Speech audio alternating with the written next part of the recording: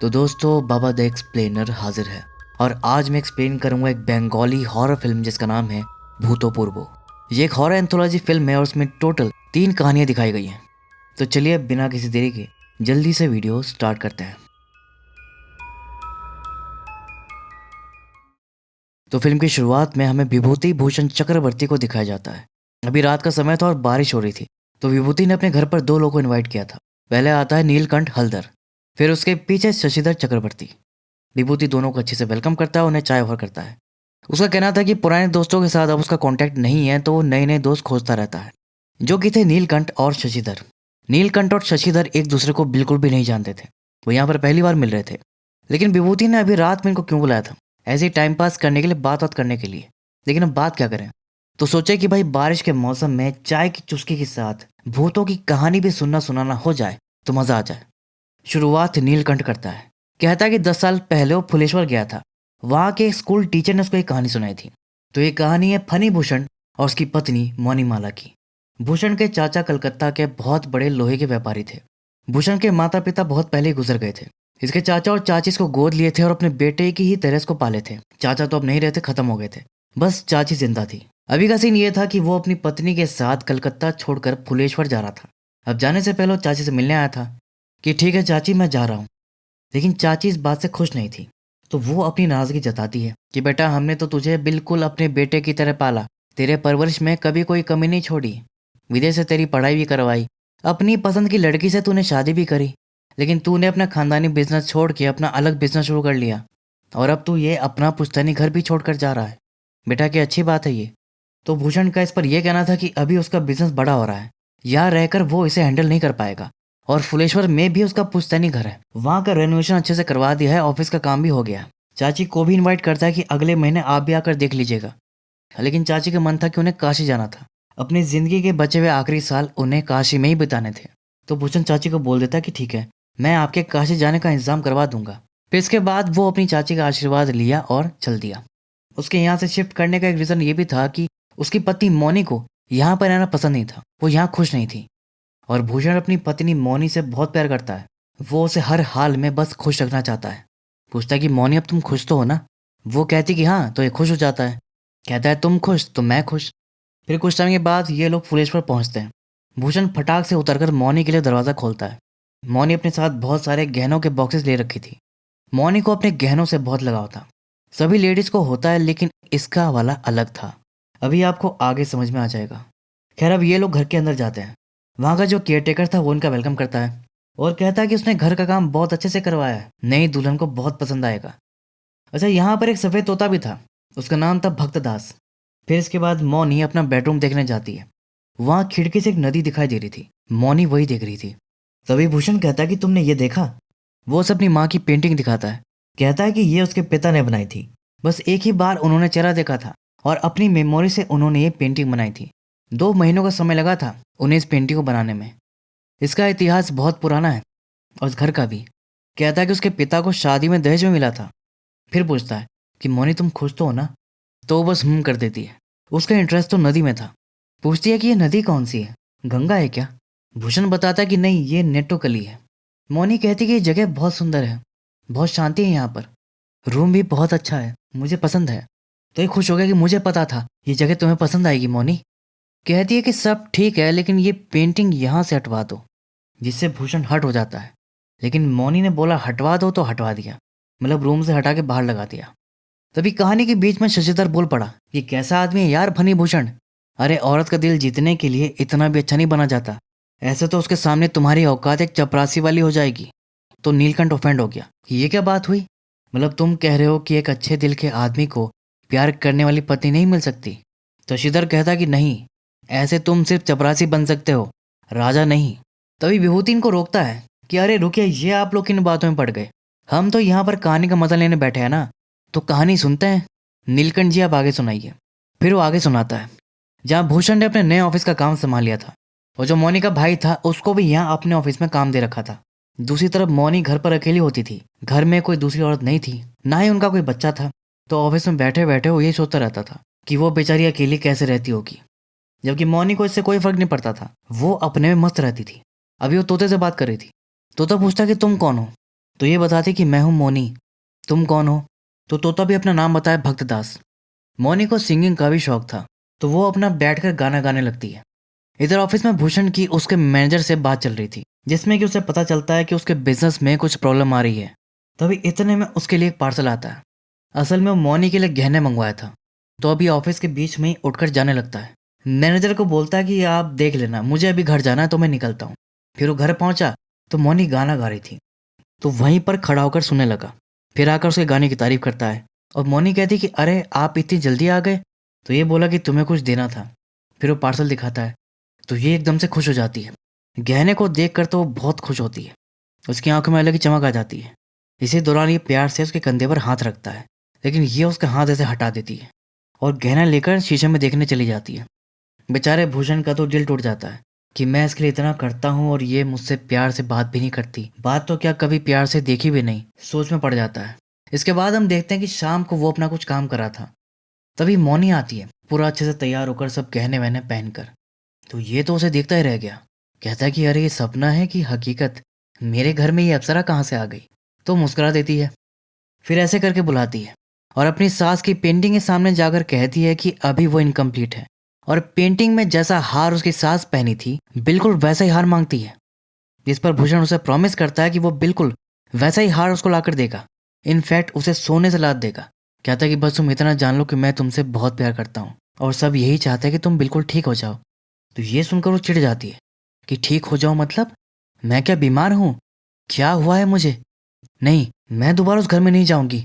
वो लोग मुझे किसी बीमार इंसान की तरह ट्रीट करते हैं। भूषण कहता नहीं मौनी, तुम गलत समझ रही हो। मौनी कहती कि नहीं, मुझे पता है वो लोग मुझे पसंद नहीं करते क्योंकि मैं मां नहीं बन सकती। वो लोग मुझसे जलते भी हैं क्योंकि मेरे पास इतने सारे गहने हैं। नहीं, मैं दोबारा नहीं जाऊंगी वहां। भूषण कहता है अरे मौनी, ये सब तुम क्या कह रही हो? तुम शांत हो जाओ, तुम्हें किसी भी बात से परेशान होने की जरूरत नहीं है। तुम जब चाहोगी, जो चाहोगी और जैसा चाहोगी वैसा ही होगा। अरे तुम तो इस घर की महारानी हो। फिर वो रोने लगती है और ये उसे संभालता है। अब ये बेचारा तो उसे बड़ा प्रॉमिस कर दिया, लेकिन अगले दिन जब ये ऑफिस गया तो पता चला कि उसके बिजनेस में बड़ा लॉस हो गया था और बिजनेस को बचाने के लिए अब उसे पैसों की जरूरत थी। तो पैसों के जुगाड़ के लिए वो कलकत्ता जाने की प्लानिंग करता है, लेकिन उसे मौनी की भी चिंता हो रही थी कि वो बेचारी अकेली घर पर कैसे रहेगी। तो वो अपने साले को बोल देता है कि वो ही बीच बीच में जाकर अपनी दीदी से मिल ले। दूसरी तरफ मौनी अपने में खोई हुई थी, कभी शीशे में खुद को गहनों के साथ निहार रही थी, तो कभी गाना गुनगुना रही थी, घर को सजा रही थी, फूल लगा रही थी। तभी इतने में भूषण आ गया। अब वो फिर ऑफिस से जल्दी आया था तो इसे लगा कि वो हार ले आया और ये तुरंत झपट पड़ी। लेकिन भूषण उसे रोक दिया कि मौनी मौनी मौनी मौनी, रुको रुको, इसमें मेरे ऑफिस के पेपर हैं। तो ये नाराज होकर मुंह घुमा ली।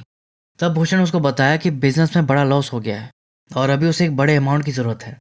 तो पैसों के जुगाड़ के लिए वो कलकत्ता जा रहा है, लेकिन इस बात की गारंटी भी नहीं थी कि वहां से जुगाड़ हो ही जाएगा। तो उसके दिमाग में आता है कि मौनी के पास गहने हैं, लेकिन उसे यह भी पता था कि मौनी के लिए उसके गहने क्या मायने रखते हैं, वो अपने गहनों से कितना ऑब्सेस्ड है। तो मांगने से पहले वो बहुत हेजिटेट भी करता है, लेकिन अगर मुश्किल वक्त में पत्नी हेल्प नहीं करेगी तो कौन करेगा। तो ये बोला कि मौनी तुम मेरी कुछ हेल्प कर सकती हो। वो कहती कि मैं क्या कर सकती हूँ। तो ये बोल दिया कि वो क्या तुम अपने गहने दे सकती हो। अब ये सुनते हुए बड़ी बड़ी आंखें करके ऐसे देखी जैसे उसकी जान मांग ली हो। फिर उसे अटैक्स आ गया कि नहीं, मैं अपने गहने नहीं दूंगी। भूषण उसे समझाने की कोशिश करता है कि वो हमेशा के लिए नहीं मांग रहा, बाद में लौटा देगा, लेकिन वो नहीं सुनती और भागकर अपने रूम में बंद हो जाती है। भूषण कहता है कि मौनी दरवाजा खोलो, ठीक है तुम्हारे गहने नहीं ले रहा, सुनो। लेकिन उसको भाई दौरा सा पड़ गया था, तो वो अपने गहनों को पकड़ के बैठ गई कि मैं अपने गहने नहीं दूंगी, मैं अपने गहने नहीं दूंगी, मैं अपने गहने नहीं दूंगी। ये बोला कि अच्छा मैं कलकत्ता जा रहा हूँ, जाने से पहले मिलोगी नहीं मुझसे। लेकिन इसको लग रहा था कि वो बहाने से दरवाजा खुलवाना चाह रहा है बस, जैसे वो दरवाजा खोलेगी ये उसे गहने छीन लेगा। तो ये अपने गहनों को पकड़ के बैठी थी। फिर जब वो जा रहा था तब खिड़की से निकलकर उसे देखती है। फिर जब ये ऊपर इसको देखा तो छुप गई। उसके बाद फिर अपना चुपचाप निकल गया और अब जाकर ये चैन की सांस ली कि चलो मेरे गहने सेफ हैं। लेकिन ये अभी भी कुछ सोच रही थी। फिर वो जाकर केयरटेकर से बात करती है, कहती है कि वो उसके भाई को बोले कि कल वो ऑफिस ना जाए, सीधा घर आ जाए, बोलना कि दीदी ने कहा है बहुत अर्जेंट है। बस फिर क्या था, अगली सुबह उसका भाई घर आ जाता है कि दीदी इतना भी क्या अर्जेंट था बताइए। तो वो बोलती है कि उसे घर जाना है। अब उसका भाई चौंक गया, लेकिन दीदी अचानक क्या हो गया। मौनी बोलती कि तुम लेकर जाओगे कि नहीं। उसका भाई कहता कि मैं ऐसे ऑफिस छोड़कर नहीं जा सकता, पहले आप बताइए कि बात क्या है। तो बोलती कि तुम्हारे जीजा को बिजनेस में बड़ा लॉस हो गया है, तुम्हें तो पता ही होगा। पैसों का इंतजाम करने वो कलकत्ता गए हुए हैं। उन्होंने मुझसे मेरे गहने भी मांगे थे। उसका भाई समझ गया कि अच्छा, तो आपको लगता है कि अगर जीजा पैसे अरेंज नहीं कर पाए तो वो वापस आकर तुम्हारे गहने ले लेंगे? एग्जैक्टली यही था उसके दिमाग में। वो कहती कि हाँ। उसका भाई पूछता है कि क्या आप अपने सारे गहने लेकर जाएंगी? वो कहती कि हाँ। तो ये कहता कि नहीं, वो बस क्या है ना कि फिर मुझे उसी के अकॉर्डिंग अरेंजमेंट करनी पड़ेगी। मतलब रास्ते में तरह तरह के लोग होंगे, उनकी नज़रों से भी तो बचना होगा। अपने भाई की बात को बहुत सीरियस लेती है कि रास्ते में कोई उसे गहने छीन कर भाग ना जाए।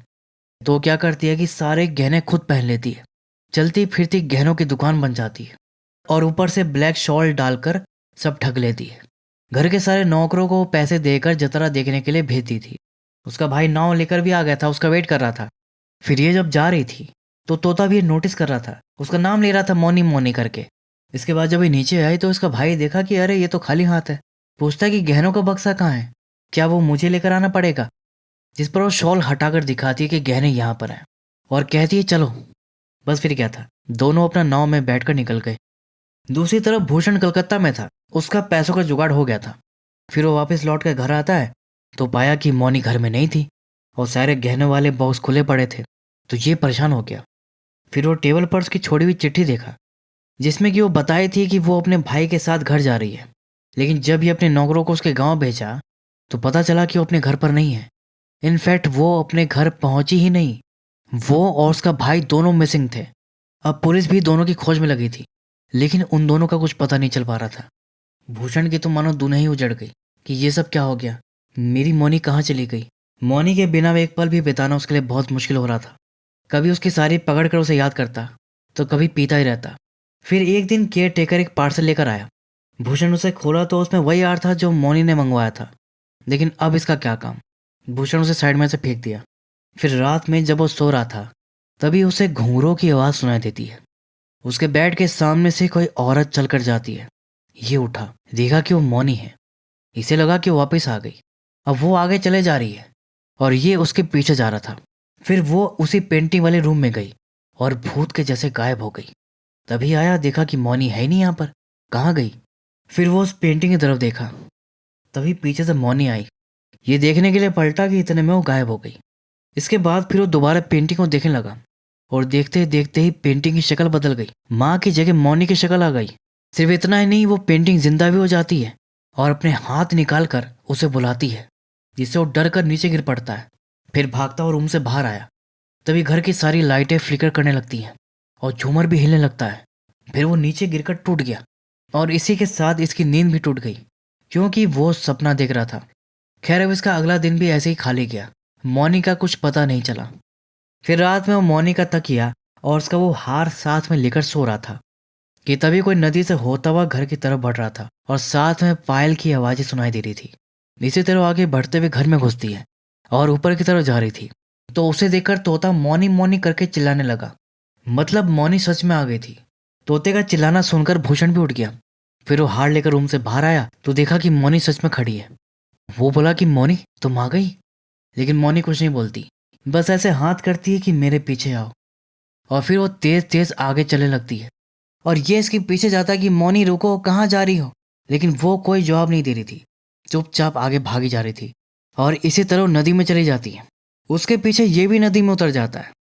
फिर एक पॉइंट पर वो रुक जाती है और फिर ये उसे वो नेकलेस ऑफर करता है। और तब मौनी अपना घूंघट हटाती है तो क्या देखा कि वो एक कंकाल है।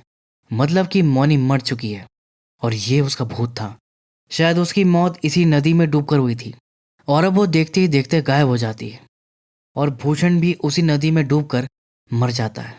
और यहीं पर यह कहानी खत्म हो जाती है। लेकिन अब आप ये सोच रहे होंगे कि मौनी के साथ हुआ क्या था।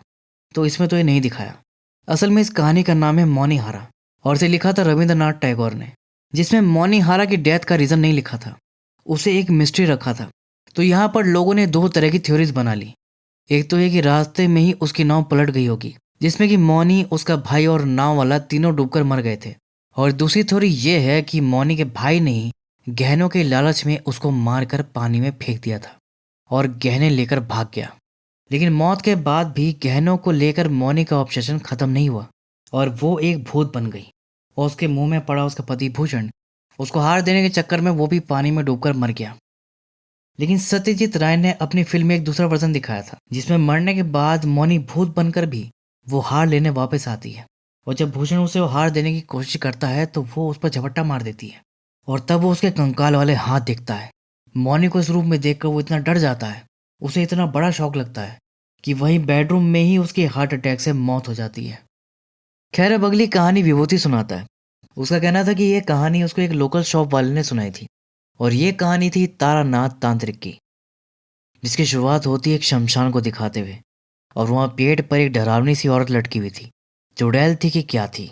और फिर वो ऐसे साइड में पॉइंट करती है तो वहाँ पर कोई एक लाश के सामने बैठ कर कुछ कर रहा था कि तभी अचानक से वो लाश जिंदा हो जाती है। उसकी आंखें बिल्कुल ब्लैक थी और बहुत डरावनी तरह से हंस रही थी कि तभी तारानाथ उठकर बैठ जाते हैं। उन्होंने एक बहुत भयानक सपना देखा था। ये तब की बात है जब तारानाथ बिल्कुल यंग थे और वो तांत्रिक बनना चाहते थे, लेकिन इसके लिए उन्हें गुरु की आवश्यकता थी और गुरु की तलाश में भटक रहे थे। इसी दौरान वो बीरभूम नाम के गांव पहुंचते हैं, जहां पर तारानाथ को एक औरत के बारे में पता चलता है जो शमशान में रहती है और मुर्दे खाती है। कोई बताया कि वो पागल है, कोई बताया कि वो तांत्रिक है, तो कोई बताया कि वो इंसान ही नहीं है। उसकी उम्र 500 साल है, वो एक डाकनी है। सच्चाई जो भी हो, तारानाथ को अब उस औरत से मिलना था। बस फिर क्या था, वो चले गए शमशान और इधर उधर नजर दौड़ाकर उस औरत को ढूंढने लगे। इसी दौरान वो देखे कि एक औरत वहां पर सो रही थी। ये समझ गए कि वो वही है। बोलते हैं माँ, तो फिर वो उठ जाती है, पूछती है कौन है तू, तो ये बताया कि मैं हूँ तारानाथ। कहती है तो यहाँ क्या करने आया है। तारानाथ कहता है कि माँ, मुझे अपना शिष्य बना लीजिए, मुझे तंत्र विद्या सीखनी है। और उसे कुछ फल ऑफर करता है, लेकिन वो उसे फेंक देती है। कहती कि मैं ये सब नहीं खाती, जा यहाँ से चल। तारानाथ फिर रिक्वेस्ट करते हैं कि माँ ऐसा मत करिए, मुझे तांत्रिक विद्या सीखनी है, आप मुझे अपना शिष्य बना लीजिए, आप जो जो बोलेंगी मैं वैसा ही करूँगा। तो हंसने लगती है, अच्छा, जो मैं बोलूँगी तो वो करेगा। तो सुन, मैं बोल रही हूँ कि तुझे अपना शिष्य नहीं बनाऊंगी, चल जा अब कर जो मैंने कहा। तो तारानाथ फंस गए कि अब क्या बोलूं। इतने में वो पत्थर उठाकर मारने लगी कि जाएगा नहीं यहाँ से। फिर डंडा उठा ली, चल भाग यहाँ से, और तारानाथ को दौड़ा दी। अभी तो तारानाथ भाग जाते हैं, लेकिन रात में वो वापस शमशान जाते हैं। इसी दौरान वो उसी पेड़ को देखे जिसे वो सपने में देखे थे। तभी इतने में पीछे से लगा डंडा, और ये वही औरत थी। कहती तू फिर आ गया, तेरी इतनी हिम्मत। तारानाथ उसके पैरों में गिर जाता कि माँ, मैं बहुत उम्मीदें लेकर आया हूँ, कृपया मुझे अपना लीजिए। कहती चल चल जा यहाँ से। वो नहीं सुनता तो लात मार देती है और वार्निंग देती है कि चला जा यहाँ से, और फिर यहाँ दिखाना तो जिंदा लौटकर नहीं जाएगा। अब इस पॉइंट पर तारानाथ डर गए और अब उन्होंने यहाँ से लौटने का फैसला कर लिया। लेकिन रास्ते में वही औरत किसी भूत की तरह अचानक उनके सामने आ गई। कहती है क्या हुआ बेटा, ज़्यादा जोर से तो नहीं लगी, मुझसे नाराज तो नहीं है ना। चल ठीक है, मैं सिखा दूंगी, कल दिन में आ जाना। फिर वो जैसे आई थी वैसी चलेगी, भूत जैसी। और अब तारानाथ को हर तरफ डरावनी हंसी सुनाई दे रही थी, और तभी वो नींद से बाहर आते हैं, क्योंकि वो सब एक सपना था। अगले दिन तारानाथ अपना नाश्ता वास्ता करके एक बार फिर से शमशान जाते हैं। एक लास्ट ट्राई करता हूँ, नहीं तो वापस लौट जाऊंगा। तारानाथ उसी पेड़ के पास पहुंच गए तो क्या देखे कि वहां पर एक औरत बैठी हुई थी, और फिर अचानक से वो उल्टी होकर जोर से चिल्लाती है, जिससे तारानाथ डर जाते हैं और भागते हैं, लेकिन बीच में गिर पड़ते हैं। और तभी वो औरत वहां जाती है, कहती है आज तू गया। तो तारानाथ पहले तो उठकर उनसे माफी मांगते हैं, और फिर कहता है कि माँ, आप ही ने तो मुझे बुलाया था ना सपने में आकर। वो कहती है अच्छा, चल ठीक है बैठ। फिर वो एक पत्ता पीस कर उसकी चोट पर लगाती है और पूछती है कि बता क्या खाएगा। तो ये पता क्या बताया, सौंदेश, सीता भोग और इमरती जलेबी, जिस पर वो जली हुई लकड़ी, कंकड़, पत्थर और राख लेकर आई। बोली कि ले, ये रही इमरती जलेबी, ले खा ले। तो उसे इम्प्रेस करने के लिए ये खाने भी लगा, लेकिन मुंह में रखते ही वो थूक देता है, जिस पर वो फिर हंसती है, उसका मजाक बनाती है कि तेरे बस की कुछ नहीं है, उसकी बहुत बेइज्जती करती है। तो अब तारानाथ को भी गुस्सा आ जाता है, कहता है कि वो लोग सही कहते थे, तुम बस एक पागल औरत हो, तुम्हें कुछ नहीं आता है, बल्कि मैं ही पागल हूँ जो तुम्हारे पास सीखने आ गया। जा रहा हूँ मैं, लेकिन सुन लो, जो मैं बनना चाहता हूँ वो मैं बनकर रहूँगा। ऐसे ही नहीं मैंने अपना घर छोड़ दिया। फिर तारानाथ वहाँ से चले गए, लेकिन रात में फिर वो उनके सपने में आती है और अच्छे से बात करती है। क्या हुआ, अभी तक नाराज है मुझसे? अरे माँ से भी कोई नाराज होता है क्या? चल गुस्सा मत कर, कल रात को आ जाना, मैं सिखा दूंगी। बस फिर क्या था, तारानाथ अगली रात फिर शमशान पहुंच गए। तो अब वो उसे बहुत ही अजीब टास्क बताती है कि मुझे मारकर मेरी लाश पर शव साधना कर। लेकिन तारानाथ मना कर देते हैं कि नहीं, मैं किसी की हत्या नहीं कर सकता। जिस पर फिर वो जोर जोर से हंसती है और देखते ही देखते किसी उग्र देवी का रूप ले लेती है, जिससे कि डर कर तारानाथ भाग खड़ा होता है। इसके बाद फिर वो उसके सपने में आती है, उसको अच्छे से बात करती है, उसको बुलाती है। तो ये एक तरह का लूप चल रहा था। असल में वो तारानाथ का टेस्ट ले रही थी। अब तक तो कोई भी परेशान होकर भाग जाता, लेकिन तारानाथ बार बार वापस आ जाता था। तब जाकर वो उसे खुश हुई और उसे सिखाने के लिए तैयार हो गई। फिर वो उसे बताई कि नदी किनारे एक लाश पड़ी है, तुझे वो लेकर आना है। साथ में दुकान से थोड़े चावल, एक दारू की बोतल और एक सफ़ेद कपड़ा। बस फिर क्या था, तारानाथ पहले वो सब सामान लेकर आते हैं। फिर लास्ट में जाकर नदी से उस औरत की लाश भी उठा लाते हैं। अब पहले अंधेरे में तो वो उसकी शक्ल ठीक से नहीं देख पाए थे, लेकिन यहाँ की रोशनी में वो उसका चेहरा देखकर चौंक गए, क्योंकि ये वही औरत है, पेड़ वाली। तारानाथ कहते हैं कि ये तो वही है, इसको मैंने 2 बार देखा है। तो तांत्रिक कहती कि फिजूल की बातों में अपना समय बर्बाद मत कर, तुझे इस लाश के ऊपर बैठकर शव साधना करनी है। जा नदी में जाकर डुबकी लगा और वो सफ़ेद कपड़ा पहन ले। फिर तारानाथ नदी में चले गए और ये उस लाश को खींचकर अग्निकुंड तक लेकर आती है। फिर जब तारानाथ वापस आते हैं तब वो उन्हें बताती है कि शव साधना करते वक्त कई तरह की एंटिटीज उन्हें परेशान करेंगी, जो कि इस दुनिया की तो बिल्कुल नहीं होंगी। तारानाथ के कानों में डरावनी आवाज़ें सुनाई देंगी, भयानक आकृतियां दिखाई देंगी, और इनमें सबसे खतरनाक एंटिटी है हाकिनी। लेकिन तारानाथ को बिल्कुल भी डरना नहीं है, साधना में बैठे रहना है। अगर वो डरे या साधना में फेल हुए तो उनकी जान चली जाएगी। लेकिन सफल हो गया और उन्होंने हाकिनी को सिद्ध कर लिया तो वो उन्हें बहुत पावरफुल बना देंगी। बस फिर क्या था, तारानाथ अब अपनी शव साधना शुरू करते हैं। तांत्रिक उनके गले में एक माला पहनाती है, कान में एक मंत्र देती है और दोबारा वार्न करती है कि कुछ भी डरावना दिखे तो डरना मत, यहाँ डर का मतलब मौत है। फिर वो चली जाती है। इसके बाद तारानाथ मंत्र पढ़ना शुरू करते हैं और विद इन सेकेंड्स में ही एक महाविद्या उनके सामने आ जाती है और बताती है कि वो सोरोशी हैं।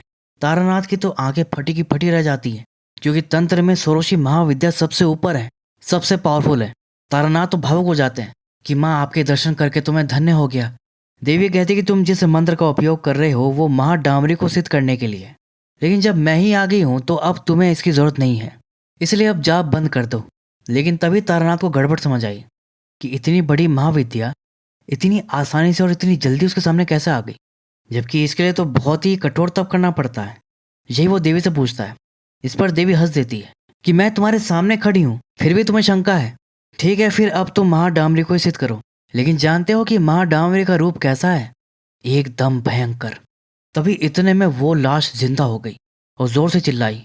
मतलब लाश को किसी एंटिटी ने पसंद कर लिया, और वो कोई देवी भी नहीं थी, बल्कि कोई दूसरी एंटिटी थी जो तारानाथ को भ्रमित कर रही थी। और अब वो जोर जोर से हंसने लगती है और उसके साथ कई एंटिटीज भी आकर हंसने लगती है। फिर वो सारी एंटिटी उसमें समा जाती है और अब वो महाडामरी का रूप ले लेती है, जिससे डरकर तारानाथ भाग खड़े होते हैं, लेकिन एक पॉइंट पर बेहोश होकर गिर जाते हैं। और जब उनकी आंख खुलती है तो सामने से वही लाश चलकर आ रही थी। लेकिन दूसरी पल वो देखते हैं कि वो वही तांत्रिक थी। तब तारानाथ बताया कि वो महाडामरी और सोरशी जैसी विद्या को देखा है। फिर वो बताया कि वो जो उसने देखा वो हाकिनी के द्वारा क्रिएट किया हुआ इल्यूजन था, जिसमें फंस कर तुम फेल हो गए। लेकिन कोई बात नहीं, ये सब भी तो एक इल्यूजन ही है। और अब तारानाथ को पता चलता है कि उसने शव साधना की ही नहीं थी। उसके लाश को लेकर आने से लेकर अब तक सब कुछ इल्यूजन था, जो कि ये तांत्रिक उसको दिखा रही थी। कहती, तुम्हें क्या लगा कि तुमने इतनी बड़ी महाविद्याओं का सच में दर्शन कर लिया? अरे उसके लिए तो तुम्हारा ये पूरा जीवन भी कम पड़ेगा।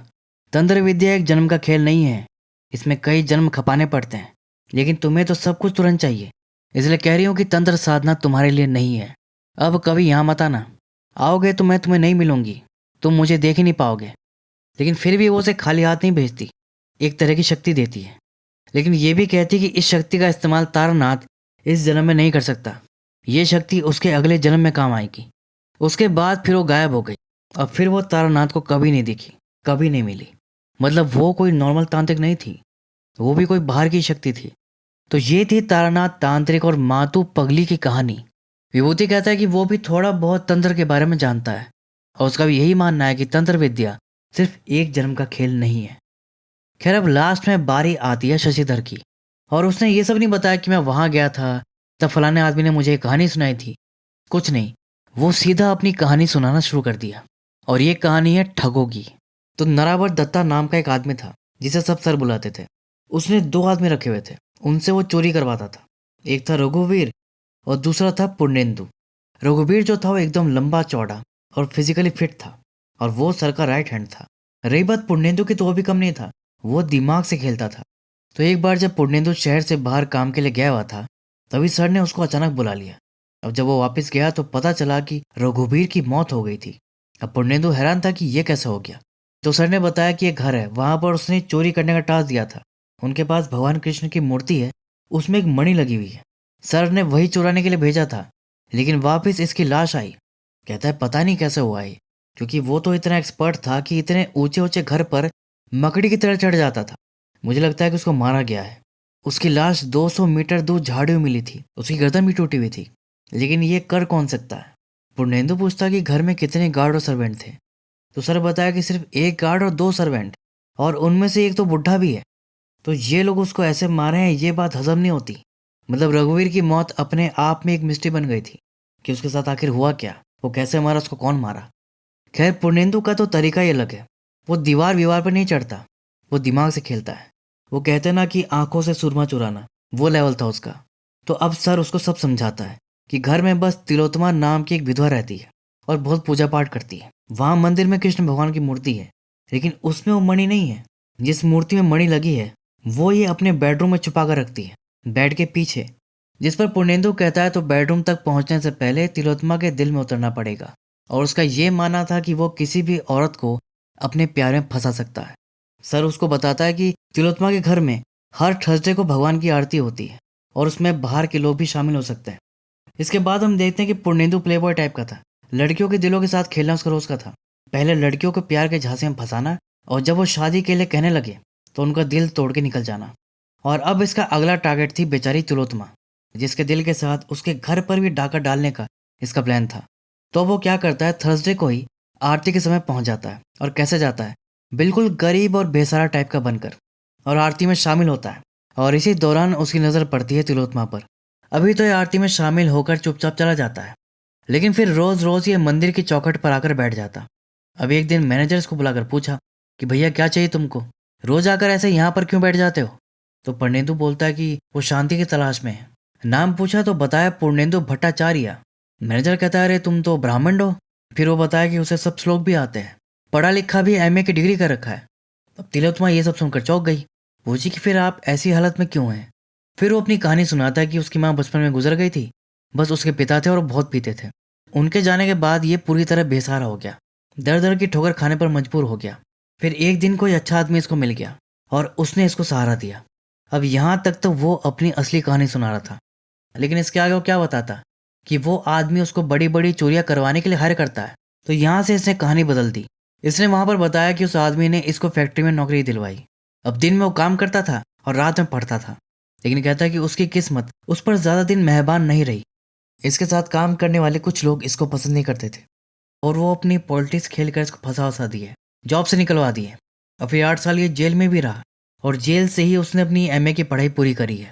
और अभी 15 दिन पहले ही जेल से बाहर निकला है, और तब से शांति और आश्रय के लिए वो कभी मंदिर तो कभी आश्रमों में भटक रहा है। फिर बढ़िया बढ़िया श्लोक सुनाने लगा। मैनेजर तो समझ जाता कि दाल में कुछ काला है, तो सीधा बोल देता कि देखो ऐसे किसी अजनबी को हम नहीं रख सकते।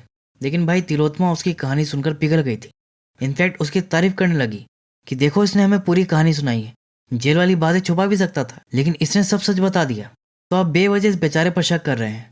फिर ये उसे वहां पर रख ली और मंदिर में पाठ करने का काम भी दे दी। और अब धीरे धीरे तिलोत्तमा उसको पसंद भी करने लगी। तिलोत्तमा के दिल में तो उतरने लगा था, लेकिन इसको तो उसके रूम तक पहुंचना था, और वो था ऊपर, और ऊपर ही लाइब्रेरी थी। तो ये ऐसे दिखाता है कि उसको किताबें पढ़ने का शौक है, उसे किताबें पढ़नी है, और लाइब्रेरी देखना चाह रहा था। लेकिन मैनेजर साहब मना कर देता है कि बाहर वालों का लाइब्रेरी में जाना अलाउड नहीं है। तो तिलोत्तमा उससे कहती कि वो उसके लिए किताबें ले आएगी। फिर वो खुद लाइब्रेरी से उसके लिए किताबें लेकर आती थी। लेकिन ऐसे तो इसका काम नहीं बनना था, तो ऐसे दिखाता है कि वो सेटिस्फाई नहीं है। उसका कहना था कि उसको लाइब्रेरी देखनी है, वहाँ की सब किताबों को देखना है, खुद से पढ़ने के लिए किताब चूज करनी है। तो वो तिलोत्तमा को अपनी बातों में ऐसा फंसाता है कि अब वो उसको लाइब्रेरी में भी एक्सेस दे देती है। तिलोत्तमा इसके प्यार में फंस चुकी थी। वो कुछ भी अपना काम कर रहा हो ये उसको छुप कर देखती थी, और उसको भी ये पता था। अब एक दिन मैनेजर को कोई कोर्ट के काम के लिए बाहर जाना पड़ गया। पूर्णेंदु को लगा कि यही सही मौका है। फिर ये क्या किया, रात में लाइब्रेरी चला गया। तभी तिलोत्तमा है कि अरे आप इतनी रात में यहाँ क्या कर रहे हैं। तो ये बताया कि वो ये बुक वापस रखने आया था, क्योंकि वो कल सुबह यहाँ से जा रहा है। तिलोत्तमा तुरंत परेशान होगी, लेकिन क्यों, क्या आपको यहाँ पर कोई परेशानी है। तो ये बोला कि नहीं, मैं यहाँ नहीं रह सकता, मुझसे बहुत बड़ा पाप हुआ है। जिस औरत ने मुझे अपने घर में पनाह दी, खाना दिया, हर तरह से मेरी मदद करी, उसी के लिए मेरे मन में ऐसे गलत विचार नहीं। लेकिन तिलोत्तमा तो उसमें इंटरेस्टेड थी, और जब उसे पता लगा कि ये भी है तो अंदर से एक्साइटेड हो गई और बाहर से इमोशनल। पूछी कि किस तरह के विचार, बताइए। फिर ये ऐसे नाटक करता है कि तिलोत्तमा जी वो मुझे आपसे, कि नहीं ये गलत है, मैं नहीं बोल सकता। लेकिन समझने वाली तो समझ गई थी, और तभी इतने में बिजली कड़की और ये डरकर उसको पकड़ ली, जोर से हकड़ ली, और ये खुश होगा कि इसकी दाल तो गल गई। बस फिर क्या था, अब ये तिलोत्तमा को गोद में उठाया और उसके बेडरूम तक लेकर गया। लेकिन इससे पहले कि इनकी फ्रेंडशिप होती, वहां पर एक लड़की आ गई, और वो छोटी बच्ची थी। लेकिन उसे देखकर तिलोत्तमा पता नहीं क्यों डर गई, और पूर्णेंदु उस बच्ची से बात करने जाता है कि बेटा तुम्हारा नाम क्या है, और बेटा आप यहाँ क्या कर रहे हो। फिर वो तिलोत्तमा से ही पूछता है कि ये बच्ची कौन है। तो वो बताती है कि वो उसकी बेटी शिखा है। तो ये चौंक गया, कहता है लेकिन तुम्हारी बेटी तो मर चुकी है ना। इतने में वो बच्ची उसका गला पकड़ ली और उसको पीछे उछाल दी। तभी तिलोत्तमा उसे मना करती है कि बेटा उन्हें कुछ मत करो, तुम्हारे पिता बुरे थे, वो मुझे नुकसान पहुंचाना चाहते थे, लेकिन ये अच्छे हैं, ये मेरी जिंदगी में खुशियां लेकर आए हैं। जिस पर शिखा उसके पास जाकर उसका छुपा हुआ चाकू दिखा देती है। तब जाकर तिलोत्तमा को पूर्णेंदु की असलियत समझ आई। इतने में वो बच्ची भी अपने असली रूप में आ जाती है। वो एक भूत थी। ये देख पूर्णेंदु जोर से चिल्लाता है और जान बचाकर भागने लगता है, लेकिन शिखा उसको पकड़ लेती है और पैर से घसीटते हुए बालकनी तक लेकर जाती है, और वहीं से उठाकर उसे नीचे फेंक देती है, और नीचे गिरकर वहीं पर उसकी मौत हो जाती है। और अब यहाँ पर इसके पहले साथी की डेथ की मिस्ट्री भी सॉल्व हो गई कि उसको शिखा के भूत ने ही मारा था। यहीं पर यह कहानी खत्म होती है। इस कहानी का नाम है शिकार, जहाँ असल में शिकार कौन है और शिकारी कौन है ये बिल्कुल एंड में जाकर पता लगता है। अब तीनों की कहानियां तो खत्म हो गई, लेकिन इन तीनों की कहानी अभी बाकी है।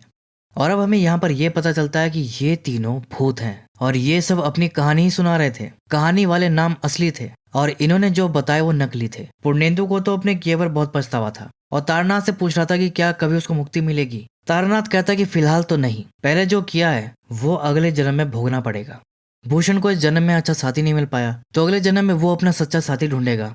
रही बात तारनाथ की, तो इस जन्म में वो तंत्र को कुछ हद तक ही जान पाए, और जानने के लिए वो अगला जन्म लेंगे। फिर लास्ट में सब गायब हो जाते हैं। और फिर इसके बाद हमें वहां घर में तारानाथ की फोटो दिखाई जाती है, जिस पर माला चढ़ी हुई है, और वो बूढ़े लग रहे हैं। मतलब ये कोई और ही मल्टीवर्स है, क्योंकि जो एक्चुअल कहानी है उसमें मातू पगली ने तारानाथ को सच में शव साधना करवाई थी, और भी बहुत कुछ सिखाया था, और आगे जाकर तारानाथ बहुत बड़े तांत्रिक बने थे। लेकिन यहाँ पर एक अलग ही रियलिटी दिखा दी। तो दोस्तों ये थी बंगाली हॉरर एंथोलॉजी फिल्म भूतों पूर्वों की एक्सप्लेनेशन, जिसमें कि हमें बंगाली लिटरेचर की 3 फेमस और क्लासिक हॉरर स्टोरीज को कवर किया है। उम्मीद है कि तीनों कहानी आपको पसंद आई होगी। अगर ऐसा है तो वीडियो को लाइक और हाइप जरूर कर दीजिएगा, और तीनों में से कौन सी आपकी फेवरेट है ये भी बता दीजिएगा कमेंट करके। तो मैं अब आपको मिलता हूँ अगली वीडियो में, तब तक के लिए take care and keep watching.